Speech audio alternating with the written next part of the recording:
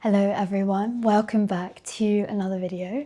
Today I wanted to discuss everything about my journals of 2025, what worked and what didn't, and acknowledge the fact that we are all these ever-changing beings, that we adapt, and so too must our journaling system.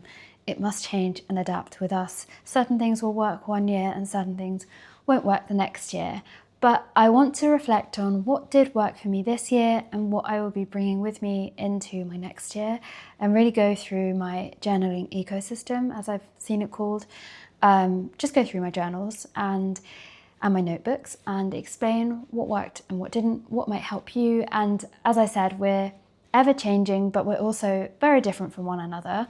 So what works for me might not work for you, but hopefully from this video you can get some tips as to what might suit you, what sounds interesting to you, and how to really find yourself and get yourself out onto a page and start understanding your thoughts better and having a clearer mind. Because I think, to me, that's what journaling is often about, having this very clear mind, this real understanding of yourself. And this brings me on to the sponsor of this video, which is Skillshare. I've been taking their class, Do What You Love, An Introduction to Ikigai by Tim Tamashiro, and it fits perfectly with what we're talking about today. And Tim explains Ikigai as a kind of personal compass, and when he said that naming your Ikigai gives you the needle of the compass, it instantly became a journaling prompt for me. The whole idea of starting your Ikigai with to create, to teach, to connect, genuinely shifted how I write and how I think about the things I create. And it turned my journal from a place to just sort of not have any direction to become a place that had a bit more intention. Why am I setting out to write about, say, a book I'm interested in? What is it I'm seeking? And Skillshare has creative classes taught by world-class illustrators, designers, and entrepreneurs, and the platform makes it so easy to build creativity into your life by learning directly from people who actually live it. The first 500 people to use my link in the description or scan the QR code will receive a 1-month free trial of Skillshare plus 20% off their first payment, but only for November. Join now and start your Ikigai project. So thank you so much, Skillshare, for sponsoring this video. And let's get into my tour of my journals, which I'm so excited to share with you guys. We're going to start with the most basic. So firstly, I got myself the Hobonichi Techo. It's the one basically with like dates and, you know, what you should be completing that day. And then on the right-hand side, it has kind of a blank page for you to write any notes, and then on the left it has the dates and the days of the week, so you can fill them in with stuff that you want to do for that week. I also bought a mini Filofax, and it's similar, but each page is set, so each page is a day, and then underneath it has some numbers, and then you can write down what you are planning to do that day. So these are basically, I guess they're called planners. And I found which one works for me and which doesn't. And I would have loved for it to have been this one, but unfortunately it is just a little bit too small. Yes, you can bring it around everywhere with you. Yes, it's so beautiful. And another great thing about it is that it has space for any cards or anything you want to bring. You could even put like change and stuff in the very top, which is very handy and kind of acts as a wallet, except I have never used it as such. It just basically got unused. So I will be repurposing it, but we will get into what I will be repurposing it as later into the video. But I have bought some inserts for my repurposing, and that is one great thing. Well, not one, but one of the great things about Filofax is that it doesn't matter if the system you chose to use it for didn't work at a particular time, because you can take out the inserts simply by opening it up and pressing this button here, and the claw's open. You can insert anything you like. You don't even have to use Filofax's version of anything. You could cut paper yourself and put it in, just get a staple gun and sorry, not a staple gun, a hole puncher, and a hole punch it. So another thing I really do love about it is the way it looks and the way it feels. I like how small it is, that you can take it around with you. But yes, unfortunately, I never ended up using it as was intended, and we'll get into what I will be using it for in the future. On the other hand, I will be repurchasing the Hobonichi Weeks, that's what it's called. I will be repurchasing this. I love that it has different formatting of dates. It has it at the beginning, more of a calendar layout, more of an overview, and then you get further into the depths of your days. I also love that at the end there's just some spare pages where you can write kind of more long form entries, which is great. And then there's some really beautiful little things you can write, like your favorites, which I never ended up doing, but I like the addition that you could do this. It also has some sample symbols and icons, which is really cool, that you could, I guess, use if you wanted to mark your days. And then it has recipes for noodles, which is really beautifully laid out. And the feel of this book is gorgeous. It's so soft, the pages are so soft, and I don't typically like these really thin pages for more note-taking, but I really love them for this easy kind of planner layout. The pages sit nicely. There's a ribbon you can put down on the day that you're working on the week you're working on. Overall, I think I will be repurchasing a 2026 Techo because I actually did end up using this every week and it was really handy, and my brain seems to like the way this is laid out.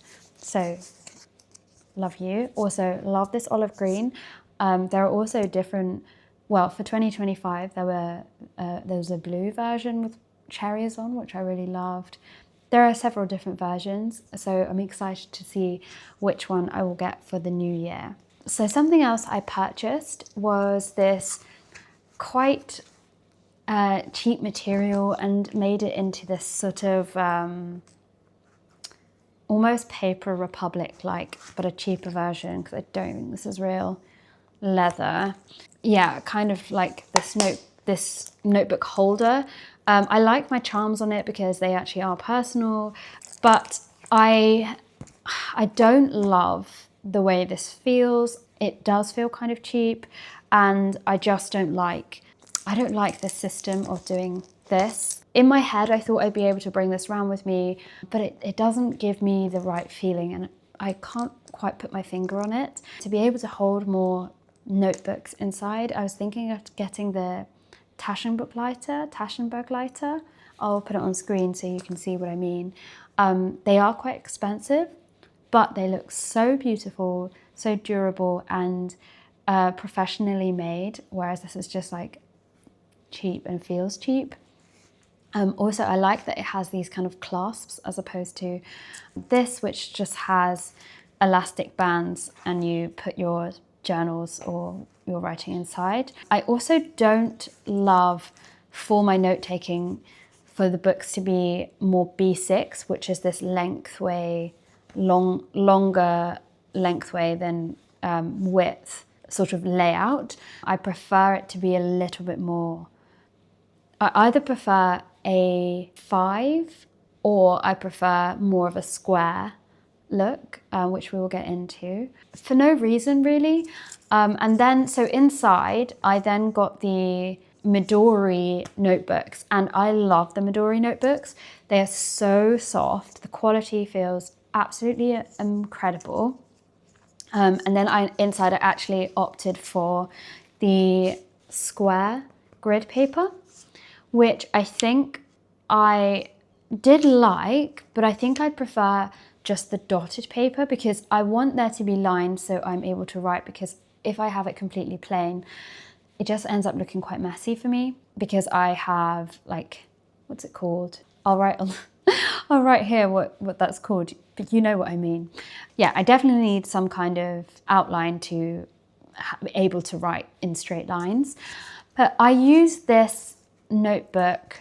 So there's 3 different notebooks in here. And at first I started it as a going away morning thoughts, morning pages, then some longer thoughts if I was away, and then a book for any ideas I had, more note-taking. So if I had an idea for a video or an idea for an essay, sort of the planning and outline.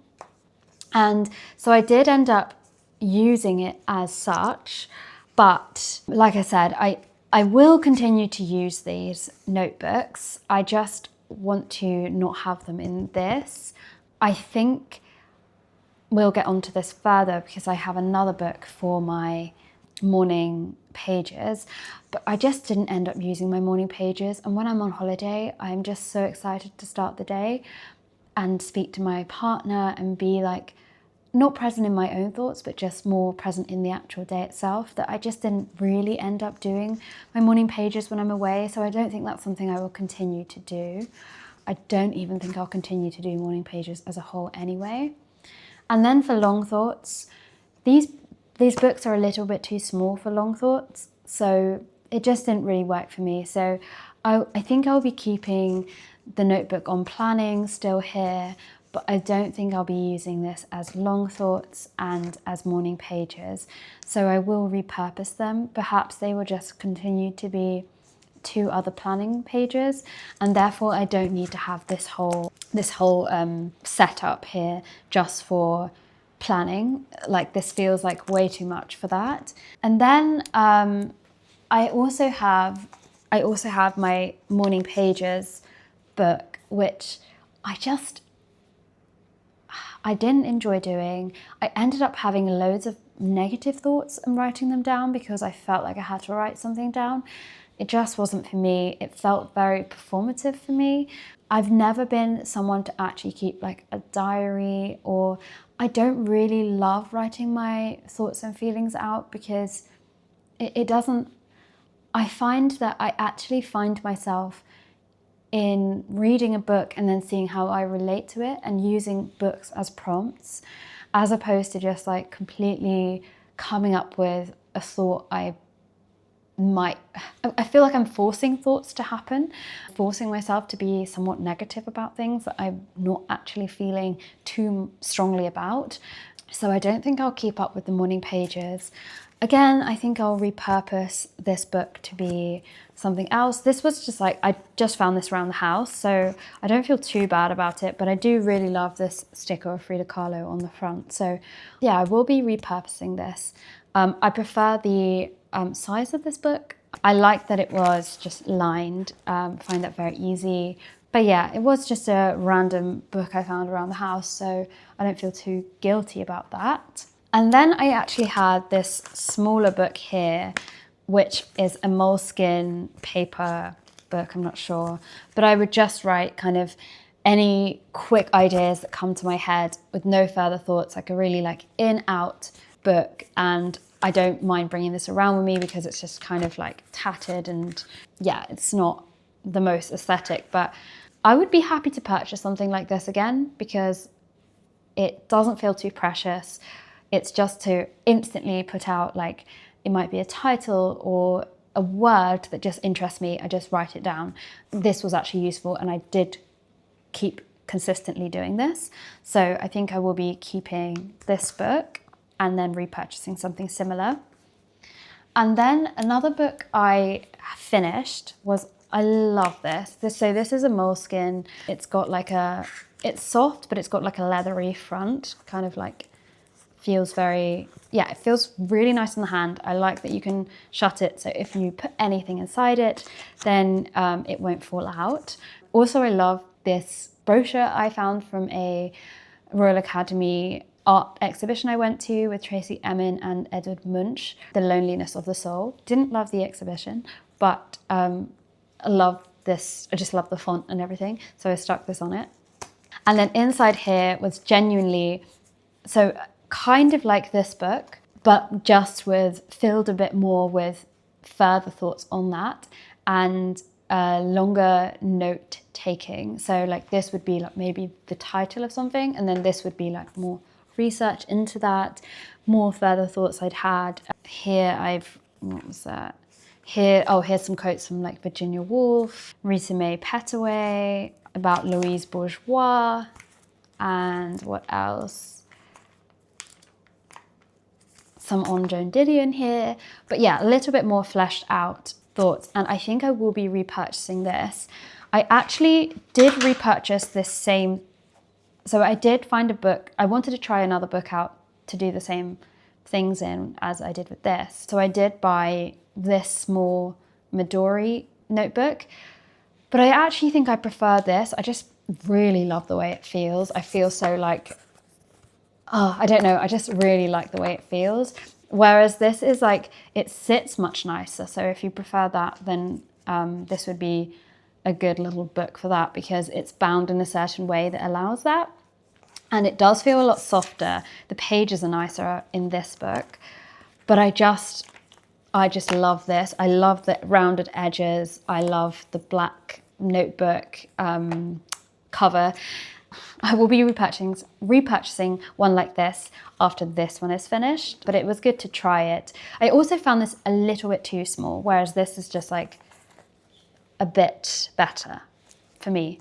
So yeah, Midori and Moleskin, I do think actually are my favorite notebooks, but I think they serve different purposes. And then something else I finished this year was my other Moleskin, and this is like a hardback leather one, very similar to the smaller one. And then I just put this Joan Miro postcard on the front that my friend got me, because I had some really ugly stickers on the front that I don't know why I stuck them in. One thing I didn't love about this is that it's lined. I prefer like dotted, but I love the rounded edges. I use this so much. I also like this pocket here, although there's just receipts inside. So I did use this for longer form note taking, and then writing like essays with it, my thoughts on it, and just like taking it a step further than this. But this was more like if I was out and had a thought, I could write it down, whereas this was like more at home. But loved this. These two I really, really loved, and I would love to have like the Taschenbegleiter and be able to put like 3 of these into the Taschenbegleiter. I think that would be so wonderful. So that's what I'm thinking for 2026 of doing. But I replaced the larger notebook, the larger Moleskin, with this Midori again. The pages sit so beautifully. They're so creamy and silky and soft. I like that, again, it has this ribbon that you can place where you are at in the book. But I'm quite torn between Moleskin and Midori. I think maybe this would actually be really nice in the Taschenbegleiter if I put it in. But I'm drawn to the rounded edges. I'm drawn to the kind of feel of the hardback book. Even though this is softer, I would say, and sits better, I think I like the way this feels when I get it out. I just feel like I'm writing something important. I don't know how else to put it. Whereas this is like, it's also plain pages, which I don't love. I feel like my writing can start to get a little bit messy. I don't love that. So I think I will be purchasing, once this is finished, another Moleskin in this size, and then trying to fill a Taschenbegleiter. But yeah, these serve the same purpose. What I was going to also say is I have decided to create a reading journal, which I didn't have this year, but at the moment I've been using the books that I'm actually reading to write the notes I feel amongst the pages, and I do like how that looks as well. But sometimes I kind of want to round off the paragraph or the chapter I've just read, and I'd love to do that in a reading journal, and I think I could actually repurpose this as that. So I've bought these just white ruled notepad inserts for Filofax, and I will be putting them in this and using it as that. And I think I'll be able to bring it around with me if I want to also do that, though I'm more likely to do it at home, to be honest, because when I do deep reading, I prefer to be at home where I'm able to concentrate a bit better. And there are certain books that are okay, I think, to read outside, and then there are certain books that I need to be like more philosophical books or proofs, as you know I'm reading at the moment, to just be read at home. And I'd love to get more into how to read more books. And one of the ways of doing this is by having different books for different places. But I won't get into that further because I think that should be a whole other video in and of itself. I think that's everything. Is there anything I want to purchase for next year? So I think the things I want to purchase is another Hobonichi Techo 2026, which I really enjoyed. I did actually attempt to mark my days using a calendar, and I bought this calendar from the Tate, women artists pictures. I can show you just like this and like this, but I just didn't really end up using it. So I don't think I'll be purchasing that, but I think I will just be sticking to a different version of this. I might even try the other Hobonichi what is it called? Planner. I'll put on screen the one I'm kind of interested in trying because it kind of reminds me of a Moleskin and I love that feel. I just like the very plain black hardcover or soft cover. So I will be using this with these inserts and I will be repurchasing other Moleskins and perhaps the Taschenbegleiter. I hope this all makes sense. I hope that wasn't too much information there. Yes, that's everything I think I covered. I hope that this was helpful in some way. Obviously, it's very different for everyone and hopefully you can find something here that sparks your interest or you've decided, oh no, that wouldn't work for me. Yeah, please share below what you do and what brands you like to use. I'd love to hear. I haven't really gone into what pens I use because I genuinely just like a biro. So I just use like any biro I find. I quite like this one. I got it from a hotel. I would like to consider a fountain pen, but we'll see if that's just too much effort for me. I'm not sure yet. But yeah, I hope this has been helpful and I will see you in my next video.